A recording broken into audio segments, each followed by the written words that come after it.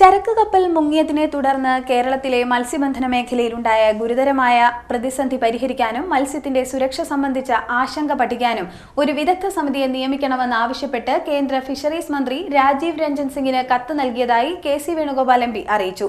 സമുദ്രജലത്തിന്റെയും മത്സ്യത്തിന്റെയും സാമ്പിളുകൾ ശേഖരിച്ച് പരിശോധന നടത്തി മത്സ്യം ഭക്ഷ്യയോഗ്യമാണോ എന്നത് സ്ഥിരീകരിക്കണമെന്നും കത്തിൽ ആവശ്യപ്പെട്ടുവെന്ന് എം.പി. പറഞ്ഞു.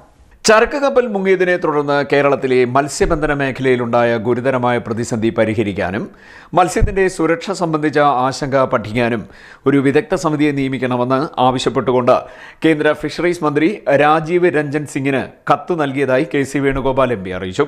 അപകടകരമായ ചരക്കുകൾ ഉൾപ്പെടുന്ന 640-ലധികം കണ്ടെയ്നറുകളും കപ്പലിൽ നിന്നുള്ള എണ്ണച്ചോർച്ചയും കടലിൽ പരിസ്ഥിതി പ്രശ്നങ്ങൾ സൃഷ്ടിക്കുന്നുണ്ട്.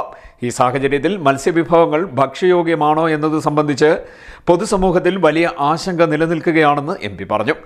അതുകൊണ്ട് തന്നെ സമുദ്രജലത്തിന്റെയും മത്സ്യത്തിന്റെയും സാമ്പിളുകൾ ശേഖരിച്ച് പരിശോധന നടത്തി മത്സ്യം ഭക്ഷ്യയോഗ്യമാണോ എന്നത് സ്ഥിരീകരിക്കണമെന്നും കത്തിൽ ആവശ്യപ്പെട്ടിട്ടുണ്ടെന്ന് എം.പി. പറഞ്ഞു.